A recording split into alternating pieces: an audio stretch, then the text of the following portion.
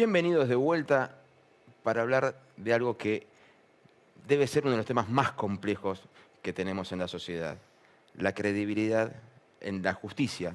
Hablamos de la justicia como algo general, cuando en realidad nos referimos al Poder Judicial y no sabemos bien de cuál Poder Judicial hablamos, mezclamos todos, está el Poder Judicial de la Nación, de las provincias, el Ministerio Público, los fiscales, los jueces.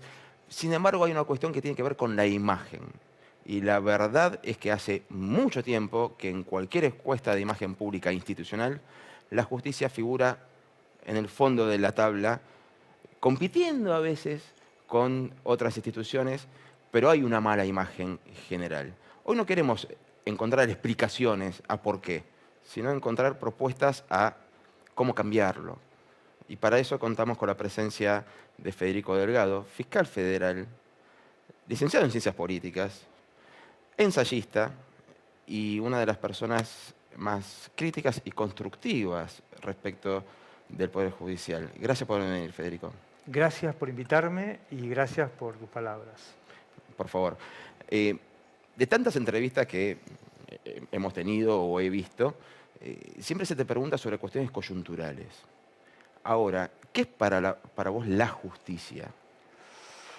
Es dentro de una organización republicana democrática como es la de nuestro país. Nosotros los ciudadanos nos ponemos de acuerdo para vivir en común, organizados en base a derechos. Mágico, ¿no? Tenemos como un montón de capas que nos protegen, que impiden que alguien nos pueda hacer daño. Y vivir así requiere algunas renuncias. Una de las renuncias que hacemos es a no agarrarnos a trompadas cuando tenemos un problema. Y decimos, bueno, tenemos derechos, pero nuestros problemas los solucionamos de acuerdo con las leyes y con los derechos y permitimos que el Estado nos saque esa posibilidad de solucionar los conflictos y los deposita en un conjunto de personas que son, digamos, el sistema judicial, que tienen que, de acuerdo con las leyes, que deberían ser nuestra expresión, solucionar nuestros conflictos de manera tal que ningún derecho anule u obture el otro. O sea, un sistema de asignación de premios y castigos que tiene que ser creíble. Ahora, partiendo de esa base, y antes de meternos en la credibilidad, hay una cuestión de percepción que es que ante un conflicto que se dirime en la justicia, no hay forma que el 100% de los involucrados se sientan satisfechos, porque se da la dinámica de gané, perdí. Se hizo justicia, no se hizo justicia. Y bueno, por eso los que sabían más que nosotros, Esquilo, por ejemplo, explicaba en una de sus tragedias que ¿qué tiene que tener una sentencia judicial? Respeto.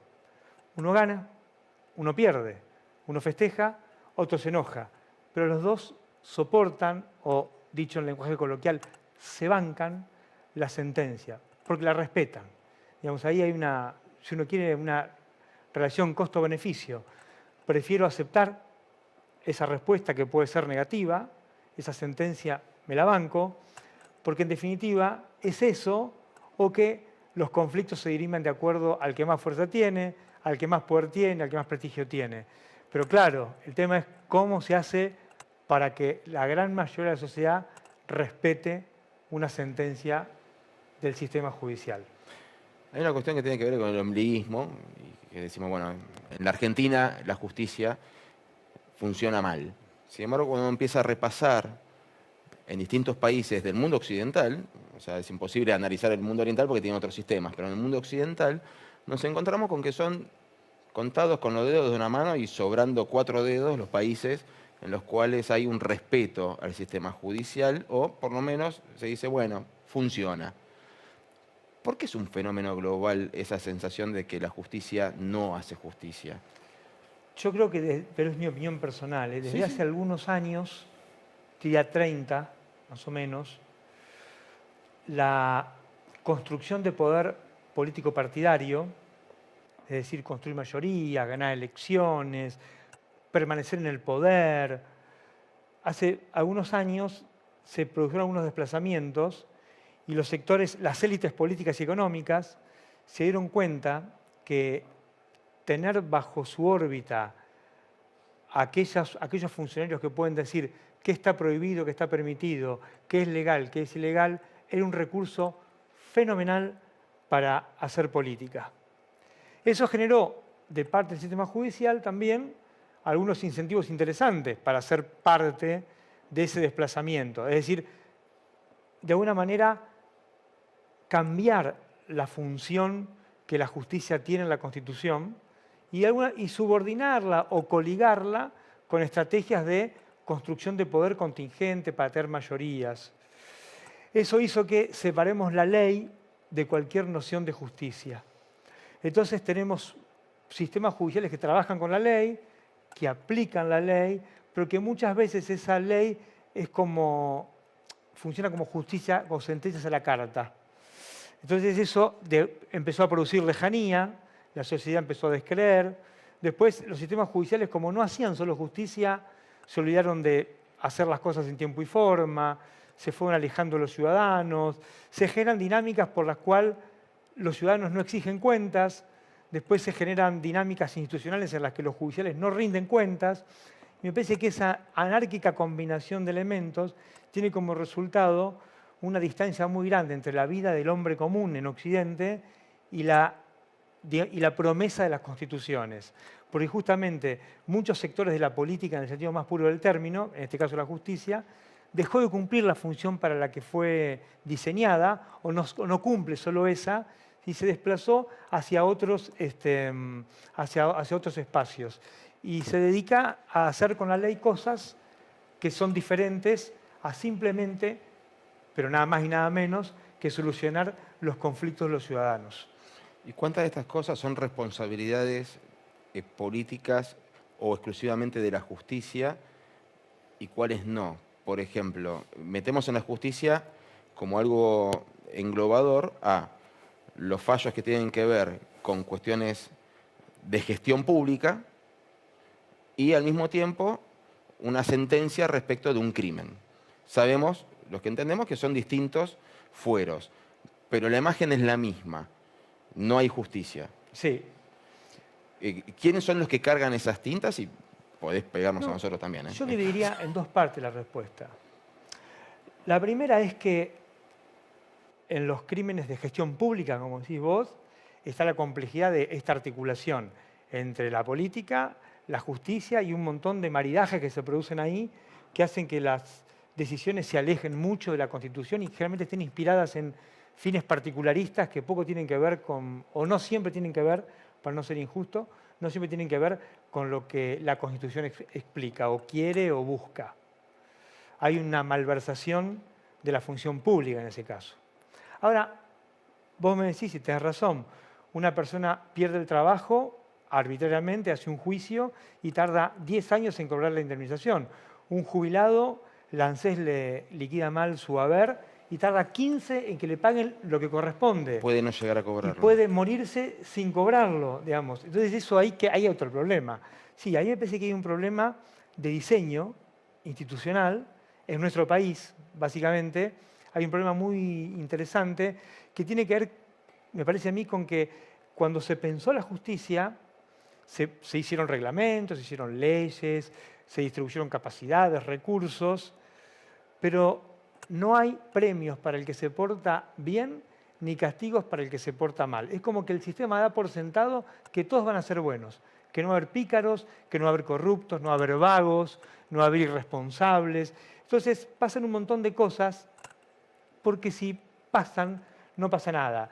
Si un juez, vamos a poner el Fuero del Trabajo, resuelve un despido en 2 meses y otro tarda 10 años, para las partes, para los despedidos, obviamente hay una diferencia muy importante. Pero para la burocracia judicial es exactamente lo mismo. A fin de mes cobran lo mismo. Cobran lo mismo y a fin de año nadie te pregunta, che, ¿qué pasó? Que acá el vecino tardó 2 meses y vos tardás 10 años. ¿Qué pasa? Que en tu juzgado siempre hay cola y en el de al lado todo funciona bien. Nadie pregunta nada. Y si el que pregunta, incluso hasta puede ser atacado por, valga la redundancia, atacar la autonomía y la independencia judicial. Me parece que también hay una resignificación, una malversación de un montón de... La justicia es un servicio para la sociedad, un servicio público. Hay una relación de principal agente. Los ciudadanos toleran la expropiación de los conflictos por parte del Estado y toleran que la justicia los resuelva. Pero siempre el poder es del ciudadano y los judiciales somos empleados públicos al servicio de los ciudadanos. Bueno, pero eso, que es así en la letra de la ley, en la dinámica, en el día a día, ha ido cambiando y de golpe se ha separado y funcionan como si fuesen mundos diferentes. Entonces, por eso los juicios son tan largos, por eso se escribe tan difícil, por eso hay tanta sospecha y por eso hay tan poca rendición de cuentas. Nadie explica absolutamente nada, pero ni siquiera hay interés institucional de pedir cuentas. Ahí tengo un indicador para esto. En los últimos años, digamos, la justicia ha estado, como siempre, en el centro de las críticas. Pero desde hace algunos meses hablamos de críticas muy puntuales a la Corte Suprema, a algunos tribunales orales, al Foro Federal, que corramos a un lado la pertinencia de esas críticas. Pero fíjate que las críticas las hacen funcionarios de altísimo nivel institucional, presidente, vicepresidente, ministros, legisladores, pero son por redes sociales, son a través de los diarios, cuando la Constitución tiene un camino para que esas personas que se supone que trabajaron mal rindan cuentas. Pero quiero decir, ni siquiera los propios funcionarios del más alto nivel de nuestro país, de nuestra organización política, eligen el camino en la Constitución para pedir cuentas. Lo hacen a través de otras cosas, como marchas, redes sociales, que no digo que no sean válidos, pero me parece que es un indicador interesante para pensar que en nuestro país las rendiciones de cuentas están como por fuera de la vida pública. No son un resorte de la República que no le interesa a nadie poner en movimiento. Vos sos un tipo muy leído bueno, además de haber estudiado otra carrera más allá de Derecho, la licenciatura en Ciencias Políticas, sos un tipo muy leído en cuestiones sociológicas y las has abordado en diferentes ensayos y artículos. La pregunta de siempre, ¿es de abajo hacia arriba o de arriba hacia abajo? ¿Tenemos una justicia que es un síntoma de una sociedad que no respeta las leyes? ¿O tenemos una sociedad que ve a la justicia como algo demasiado lejano y que está por estar? A mí me parece que hay un problema que es general, eso está bien, pero me parece que la justicia, por empezar, es un poder político, es un poder de la polis. Y tiene algo que el hombre de a pie, que no digo que el ciudadano que estaciona en doble fila cierre el auto y se olvida, no digo que no tenga un problema con la ley que tiene que resolver con algún tipo de introspección y también con alguna multa que tiene que aplicar el Estado, pero la justicia tiene algo maravilloso, trabaja con el derecho. El derecho, que además de ser un fenómeno público porque lo produce el Estado, tiene carácter performativo, es decir, más o menos nos va dando pautas de cómo tenemos que portarnos, qué está bien hacer, qué está mal hacer, qué tiene premios, qué tiene costos. Entonces la justicia me parece que ahí tiene una responsabilidad que es muy superior, porque aunque todos integremos la sociedad, los que somos judiciales, tenemos una responsabilidad pública que tiene que ver trabajar con el derecho. Me parece que no exprimimos el derecho en toda su dimensión. Y generalmente nuestra justicia también separó la ley de la justicia. Por lo tanto, la producción judicial en general son productos abstractos, que poco tienen que ver con el contexto, que por ahí hablan mucho de relaciones entre leyes, pero no abordan la parte emocional, la parte del barro de la historia, las cosas que le pasan a los protagonistas del conflicto.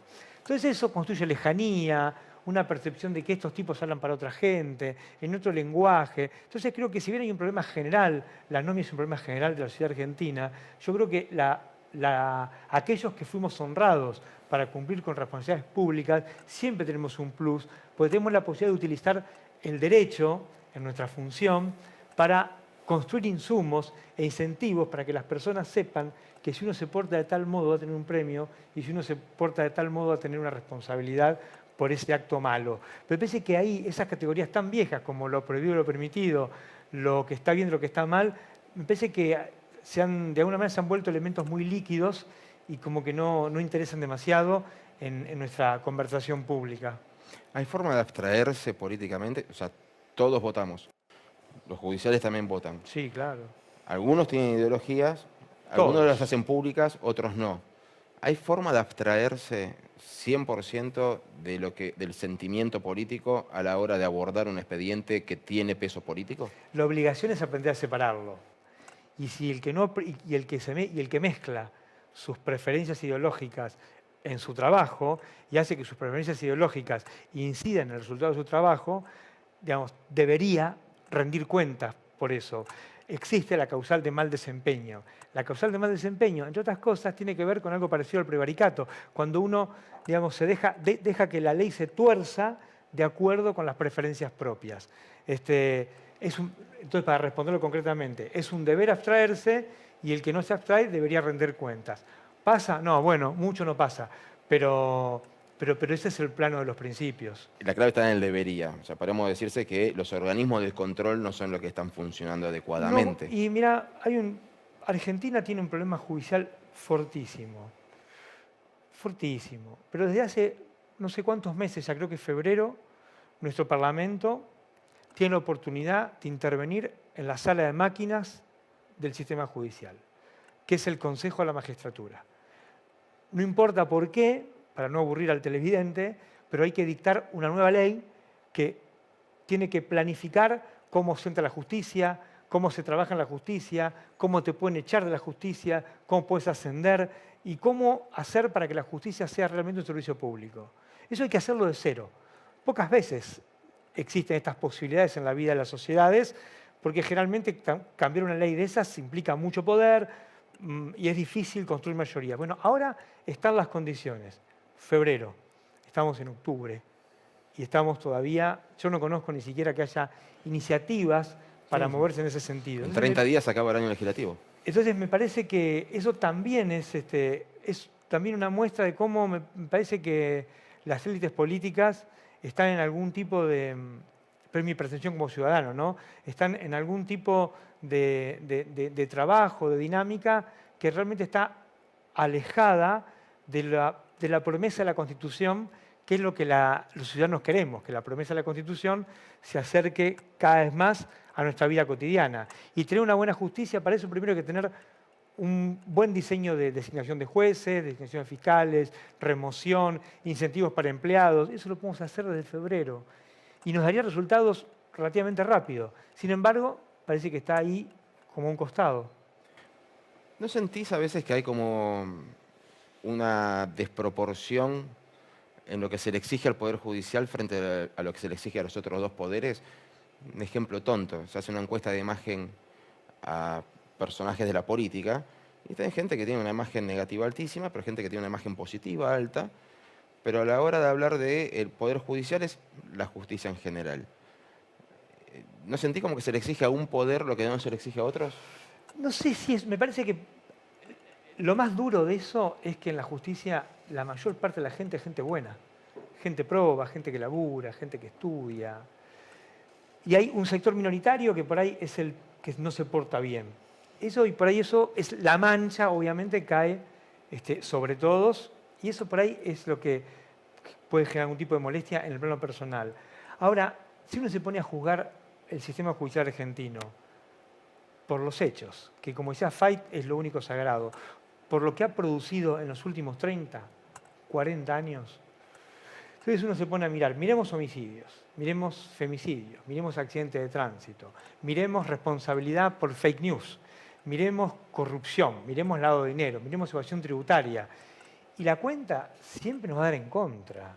Entonces, me parece que los números lo que están haciendo es expresando no solamente una sensación que puede ser contingente, sino expresan la producción del sistema judicial. Y por algo, cuando hay una película que es basada en un hecho viejo, como El juicio de las juntas, que es muy interesante, pero no deja de ser un hecho de 1985, la gente va, lo ve en el cine, la gente se engancha y de golpe lo ves a Moreno Campo explicando que es un juicio, de golpe Julio Estracera, que murió sin pena ni gloria, caminando por los tribunales se convierte en un héroe, de golpe los jueces, que en definitiva, bueno, era uno, de golpe se transforman en personajes que tienen que contar la historia, digamos, la gente, el saber práctico, de verdad entiende de qué va esto, de portarse bien, de portarse mal, de que haya premios y castigos. Lo que me parece es que ha habido una brutal expropiación de las instituciones respecto a los intereses generales de los ciudadanos. Las han expropiado élites políticas y económicas que las utilizan para que produzcan políticas públicas para determinados intereses y eso ha generado varios países, pero uno de esos países es el país institucional que tiene muy poco que ver con los distintos países reales que hay en la Argentina. Claro, como si fuera un multiverso, digamos. Absolutamente. O sea, que una vez por cuestiones laborales tuve la oportunidad de conocer a un juez de Croacia, un juez penal de Croacia. Y este hombre, que era una persona joven, o sea, 1 o 2 años más que yo, le pregunto cuánto decía que era juez. Me dice, voy por mi segundo periodo. Digo, ¿cómo? Y me dice, en nuestro país el sistema es como si fuera un consejo de la magistratura, no es elecciones populares, es a través de todo un proceso de eruditos, académicos, miembros del Poder Judicial, etc. Sale esta persona, pero se le da un mandato de 6 años. Que, si mal no recuerdo, eran 6 años. Prorrogables si hubo buena conducta y buenos resultados por otros 6 años más, pero bajo ningún punto de vista vitalicio. Entonces uno se pone a pensar en cómo se haría para poder proponer novedades hacia la Argentina que no sea permanentemente crear nuevos juzgados bajo un sistema que, si lo que falla es el sistema y ampliamos el sistema, va a fallar de forma ampliada. O por ahí directamente cuando se dice, bueno, sí, está bien, vayamos a elecciones de jueces. Elecciones de jueces en un país tan politizado. ¿Qué propuestas son las que vos creés que podría llegar a, por lo menos, generar un debate y decir, bueno, por lo menos charlemos esto? A mí hay una que me interesa, que es, porque yo coincido en que cuando uno está mucho tiempo en un lugar se tiende a apropiar. Pero eso pasa en un laburo, en cualquier parte, digamos. Uno, en tu casa, uno te corre en el libro donde uno quería y te enojás, digamos, porque uno se va apropiando de espacios que deberían ser comunes. El sistema judicial es un espacio común, es de la comunidad. Hay defensores oficiales, hay jueces de primera instancia y hay fiscales de primera instancia. Trabajemos con esas 3 categorías. Los 3 tienen el mismo rasgo, el mismo rango. ¿Por qué no pueden rotar? ¿Por qué el que es defensor no puede estar un par de años como juez? El que es como juez, un par de años como defensor. El que es fiscal, y así. Y hacer Nunca lo había pensado. Y hacer una cosa un poco más rotativa. Entonces, ¿por qué el que está en segunda instancia, bueno, un poco que venga a la trinchera, y el que está en la trinchera, bueno, que vaya un poquito a la otra instancia, y empezar a hacer rotaciones para evitar algo que ocurre mucho en todas las estructuras institucionales, que es la apropiación del funcionario por el cargo. Y empieza a confundirse lo que es el cargo, que es la institución, que es público, con la persona que ocasionalmente lo ocupa.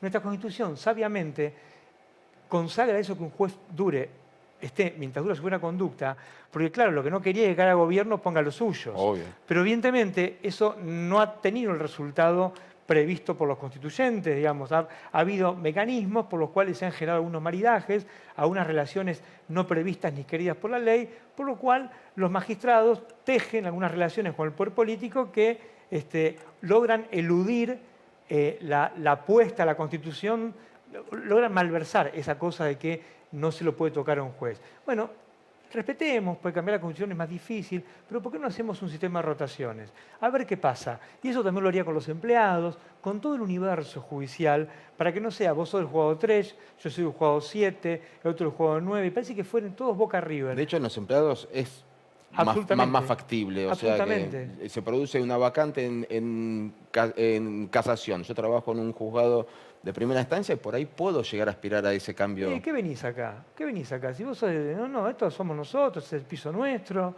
Si acá hay un chico que está en condiciones, ¿por qué no viene él? Un planteo al juez, ¿por qué va a tener una persona que está en otra instancia? O sea, también estamos hablando de clasismo. Hay una tendencia corporativa que es co-constitutiva, me parece a mí, de nuestra conversación pública, lo que Guillermo O'Donnell llamaba corporativismo anárquico. Y me parece que eso sea en todos los espacios. Y una forma de combatirlo es con pequeños ajustes institucionales, por ejemplo, con la rotación. Por ahí es una pavada lo que digo y funciona mal. Pero me parece que da para discutirlo. No, porque también está la cuestión empática. No sé si alguna vez te pasó, supongo que sí, que un juez que nunca fue fiscal te diga cómo debes hacer las cosas. Y además está bueno, por ejemplo, que los defensores oficiales que hacen un laburo laburan con la peor parte del sistema, por la parte más vulnerable, la peor en ese sentido, ¿no? Con las cosas que más duelen, con las cosas donde se mezclan mucho las entrañas con situaciones difíciles, gente vulnerable. Bueno, ¿por qué?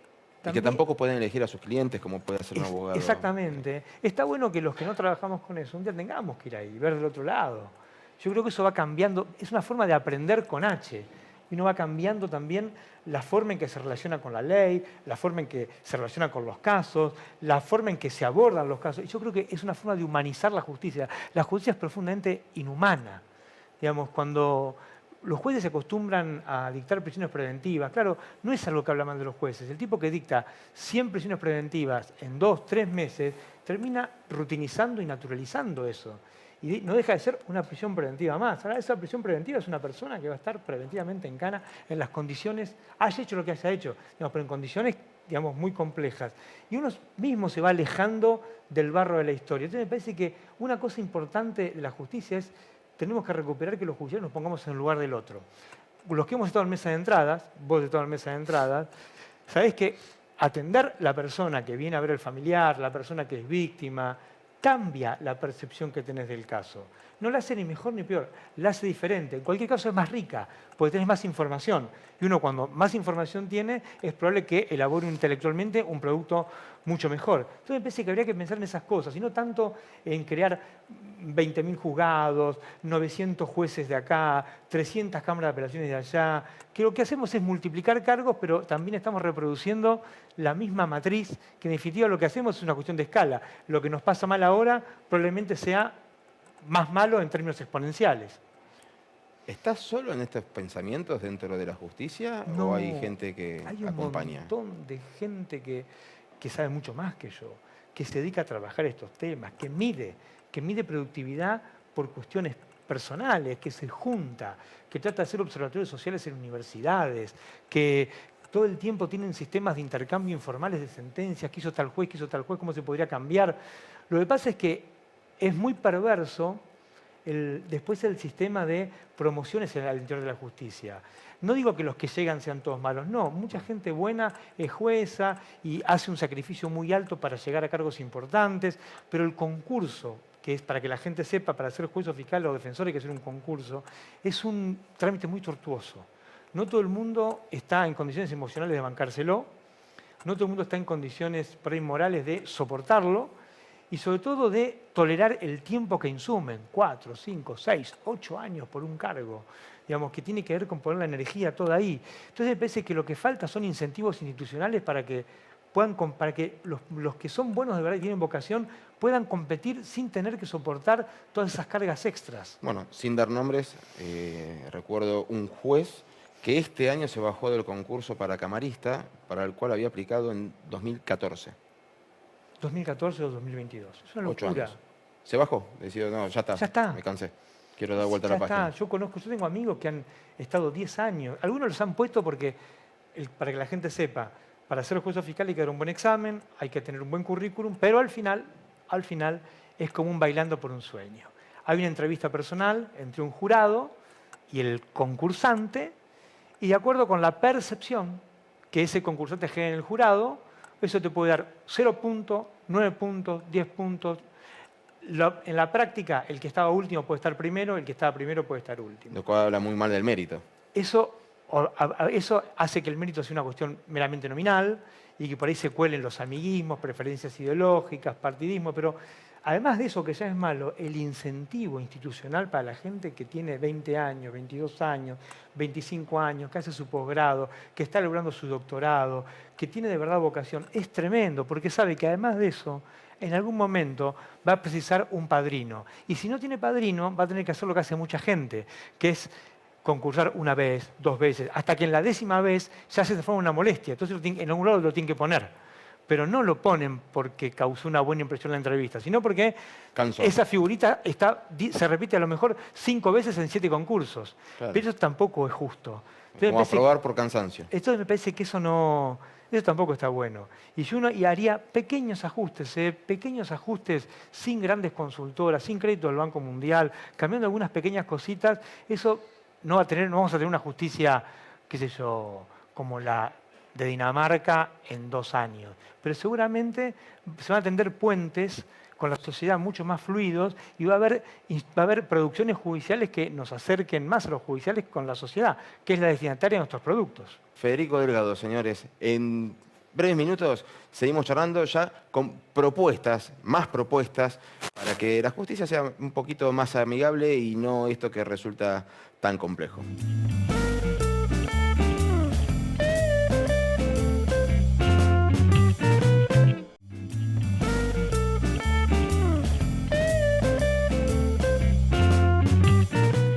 gracias por la espera. Estamos con Federico Delgado, fiscal federal. Quiero preguntarte, Federico, por las cuestiones multidisciplinarias. Es como que la gente de derecho tiene puesto todo los ojos en el derecho y por ahí, de hecho, lo dijiste hace un rato, empiezan a intercambiar fallos o doctrinas o jurisprudencia nueva o este libro, mirá este ensayo que publicaron en Alemania sobre cómo abordar de forma distinta cuestiones del derecho. Ahora, ¿qué pasa con lo interdisciplinario? ¿Se puede colar la sociología? Vos sos licenciado en ciencias políticas, además de abogado. ¿Se puede colar otras cosas que terminen impactando en una mejor justicia?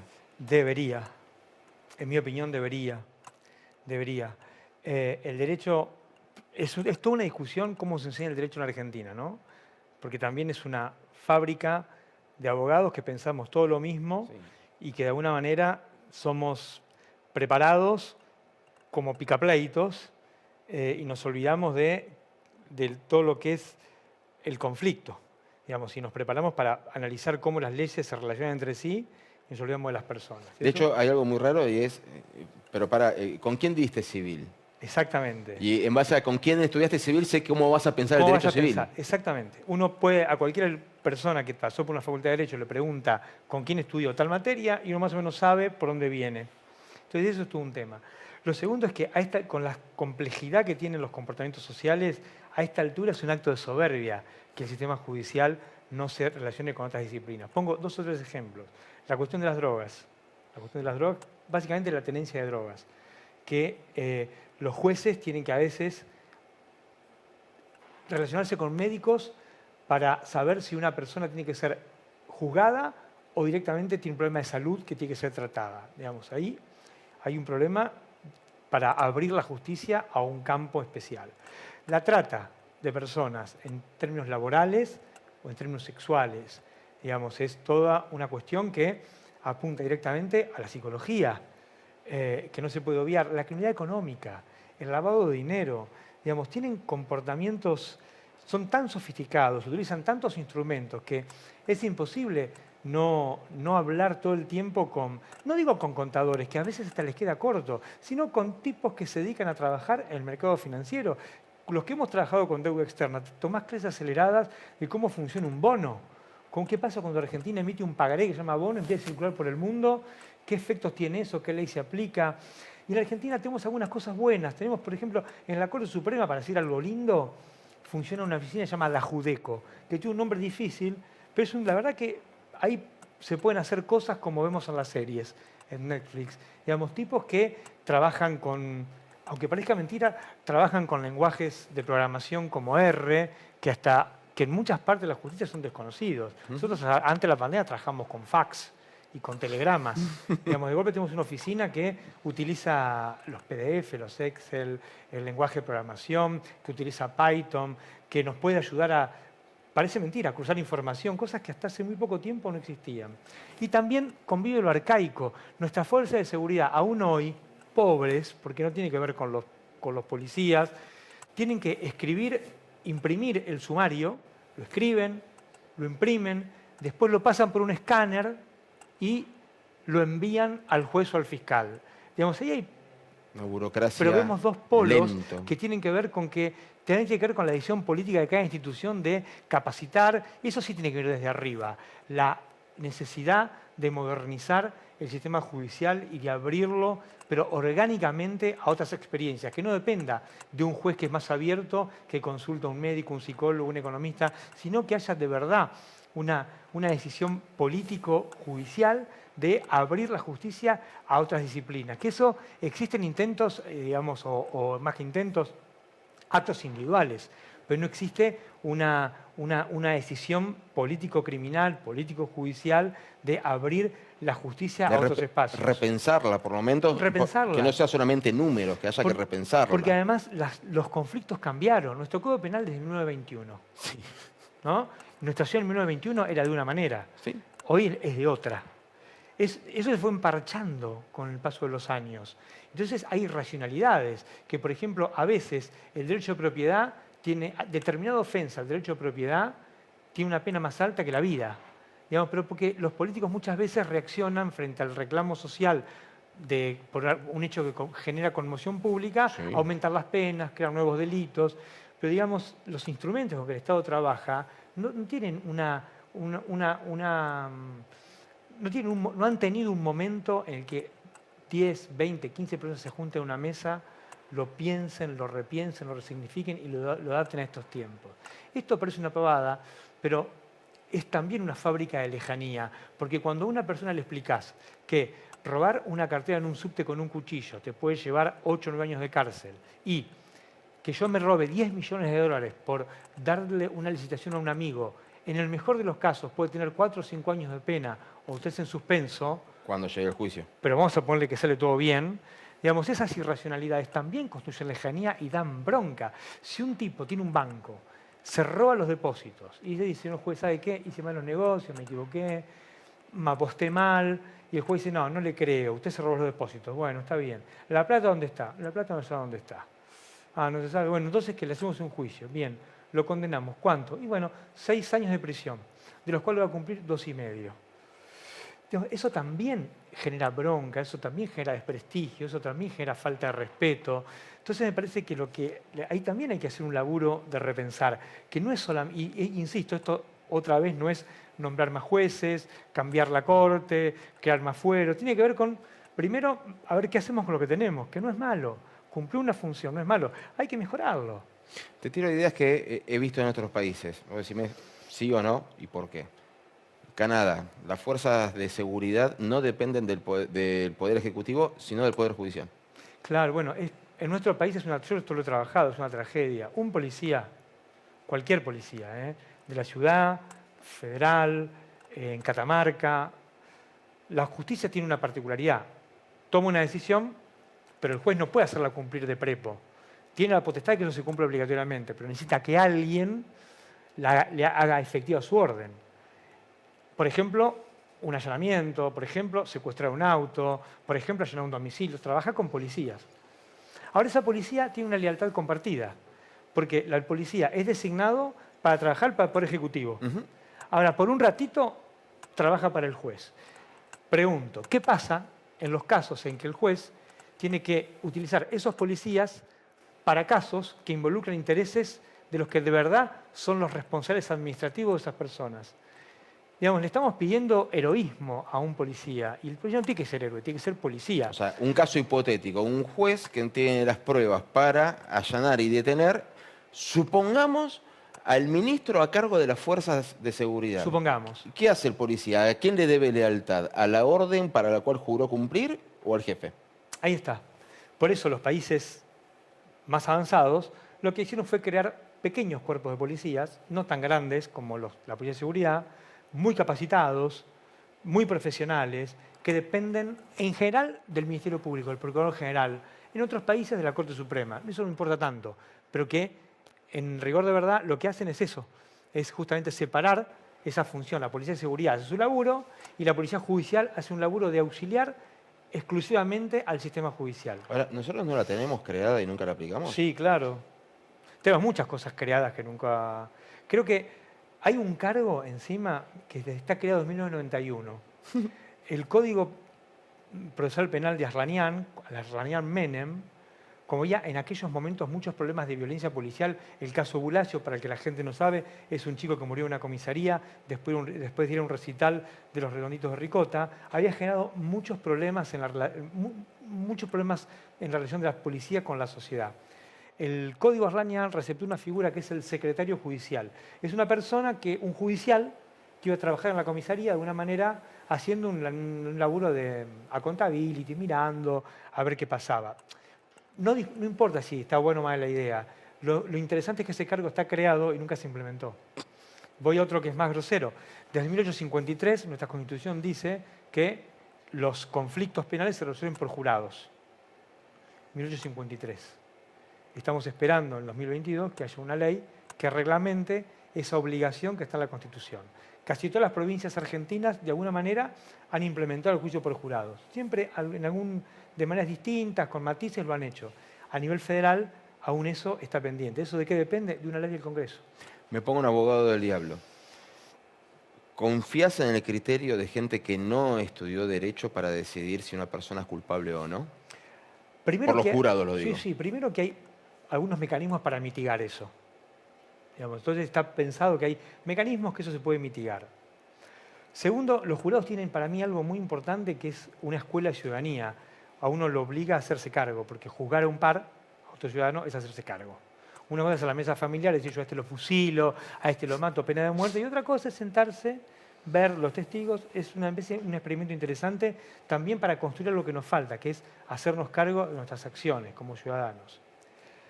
En tercer lugar, hay en Córdoba, hay un, no me acuerdo el Provincia nombre, pionera, en sí, juicio. de la persona, un chico, o no sé si tan chico ya, de la Universidad de Córdoba, comparó casos similares que fueron resueltos por jurados, legos, ciudadanos, y por jueces técnicos en la misma provincia. Y los jueces técnicos habían sido mucho más duros que los jurados. Y uno por ahí tiende a pensar que por la influencia de los medios masivos de comunicación, por las redes sociales, el jurado es influenciable. Y yo no quiero hacer una apología, decir que nunca se van a equivocar, pero teniendo en cuenta la experiencia que tenemos con el sistema judicial tal como está, me parece que en algunos casos... ¿Por qué no probar? En algunos casos, por ejemplo con la corrupción, algunos delitos de corrupción, lavado de dinero, evasión tributaria, que haya algún mecanismo por el cual los jueces, los jurados solamente se dediquen a definir si es culpable o es inocente. Con reglas que se pueden establecer, con directivas que se dan al jurado, con protecciones que ya existen en muchas partes del mundo, que es sencillo implementar. No digo para todo, pero sí con algunas cosas. Y me parece que eso nos haría bien y sería un insumo muy interesante para mejorar nuestra vida pública, que es bastante pobre, que siempre discutimos si el tuit tuyo es más ofensivo que el mío, o si este robó más que el otro, o si uno grita más que el otro, que eso es lo que hace, no solo demuestra cierta pobreza, sino que nos hace más pobres a nosotros también. Cuando te escucho con todas las cosas que vas proponiendo o que vas planteando o que pones sobre la mesa, la primera sensación que genera es, vivimos debatiendo cómo mejorar o solucionar o proponer cosas nuevas cuando todavía no aplicamos las que teníamos. Sí. ¿Deberíamos primero aplicar las que tenemos o hacer un mix y decir, bueno, mira, esto fue planificado, nunca lo aplicamos, pero la verdad pasaron 150 años, deberíamos ver otra cosa? Al menos en materia judicial, muchas leyes las cambiamos sin aplicarlas del todo. Y sin aplicarlas como se debe. Porque además en Argentina, sí, es una particularidad de nuestra cultura jurídica. Las culturas jurídicas de Occidente en general cumplen la ley o no la cumplen. En Argentina las torcemos, que es mucho más complejo. Y sedimentamos significados de la ley que son torcidos, que cumplimos un poquito y otro poquito no cumplimos. Siempre tenemos una pata en la legalidad y una pata en la ilegalidad, con lo cual casi todos nuestros programas legales en general quedan a medio aplicación, o la aplicación poco tiene que ver con lo que fue pensado. Yo siempre soy un fanático en esto, no soy fanático en casi nada, pero soy un fanático en, antes de cambiar, tratar de ver cómo hacemos para que funcione lo que tenemos. Porque además, sobre todo cuando hablamos de ley, siempre nos olvidamos que las leyes funcionan en determinados contextos culturales. Entonces yo digo, cambiemos la ley de enjuiciamiento. Argentina tiene una ley de enjuiciamiento que está sancionada criminal desde el año 2015, que todavía no se implementó. Se implementó un poquito en Salta y otro poco en Jujuy, pero no se implementó. Entonces, y hay una apuesta muy fuerte que si eso se pone en movimiento, automáticamente desaparecen muchos problemas. Pero eso hay que ver si están así, porque esa ley requiere una transformación cultural que no hemos hecho. Requiere algunos cambios personales que no hemos hecho. Hacer esos cambios requiere unos incentivos institucionales que necesariamente tienen que descender desde arriba y tienen que penetrarlos capilarmente y hacer que nosotros cambiemos. Y eso no se ha hecho. Con lo cual, probablemente, cambiemos el enjuiciamiento y tendremos alguna mejoría, pero va a estar muy lejos de la apuesta que tienen quienes lo pensaron. Porque me parece que se desprecia mucho, y eso creo que es un síntoma bogadil, por no estar abiertos a la multidisciplina, a la sociología, por ejemplo, me parece que los abogados tendemos a despreciar lo que los actores hacemos, lo que pensamos, nuestras costumbres, nuestros hábitos, nuestras emociones. Y es un componente muy importante de la vida en general y de la vida pública en particular. Esto me lleva a pensar, porque parte de este sistema de enjuiciamiento es cambiar lo escrito por lo oral a nivel nacional. Algo que me llamó profundamente del sistema judicial del Reino Unido es que habilitaron puntualmente a jueces jubilados, jueces que se retiraron, a que si quisieran seguir colaborando, bueno, pueden revisar sentencias de juicios antiquísimos de la época de la pena de muerte. Por una sencilla razón, si corresponde o no restaurar el honor de un apellido. Claro. O sea, la familia ya lo superó, pasaron varios años, pero el apellido quedó manchado y queremos restaurarlo, y también por la memoria, etcétera, etcétera. Entonces uno dice, bueno, lo que es tener recursos, ¿no? Como para poderte a revisar esas cosas. Pero cuando venimos para la Argentina y empezamos a pensar en esos pasos del tiempo, yo veo juicios orales y públicos en otros países que duran 2 jornadas, 3 con toda la furia. Se presenta el caso, hay un jurado, el fiscal da su versión de las cosas, el defensor da su versión de las cosas, el desfile de testigos ocurre en la primera jornada, segunda jornada alegatos, tercera jornada sentencia. Gran pregunta. Y uno viene a la Argentina y tenemos que, para los que no lo sepan, 4 meses desde que se imputa a una persona para elevarla a juicio, nunca se cumple, pero si lo pasamos a la oralidad, vemos que tenemos juicios orales de 1 año y medio, 2 años. ¿Por qué? No lo sé. Bueno, estamos todos más o menos contaminados con el juicio de vialidad. Los que seguimos la conversación pública hemos seguido por la trascendencia de los personajes. Sí.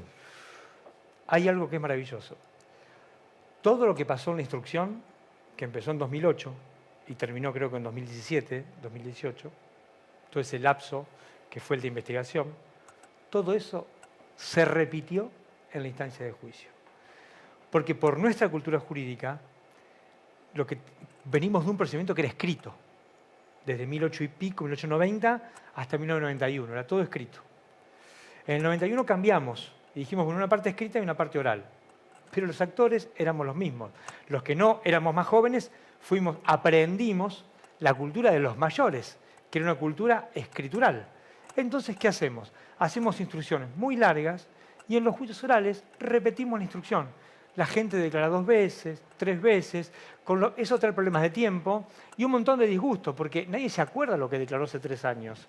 Y por ahí te agarran 3 tipos que te empiezan a preguntar, te zamarrean, te olvidaste, y encima el testigo se va con un falso testimonio, denunciado, digamos, porque es un problema cultural. Digamos, la idea del código Arlanian era una instrucción de 4 meses y la idea del código es que los jueces del tribunal oral no lean la causa, no la lean. Para que no se contaminen. Para que no se contaminen. Escuchen al fiscal, escuchen al defensor y tomen una decisión. Acá pasa exactamente lo contrario. Primero se la lee, a veces hacen instrucción suplementaria para mejorar lo que no se hizo en la otra etapa, que sería un problema del fiscal ese, o del defensor, en cualquier caso. Lo acomodan, después de acomodarlo, se ofrecen pruebas y toda la gente que declaró una instrucción tiene que regresar al tribunal y decir lo que dijo hace 3, 4, 5 o 7 años. Y después de todo eso se toma una decisión. ¿Cómo no va a durar 4 años? Última, así brevemente. ¿Sí o no? ¿Tiene arreglo? Sí. Sí, tiene arreglo. Bueno, nos das esperanza. El fiscal federal ante los juzgados criminales y correccionales federales de la capital federal, el doctor y licenciado en Ciencias Políticas, Federico Delgado, nos ha acompañado en esta emisión para desarmar la concepción que tenemos de la justicia y no irnos a cambiar de canal deprimido, sino sabiendo que hay un montón de ideas que se pueden aplicar, que es más complejo, pero que tiene solución. Gracias por vernos.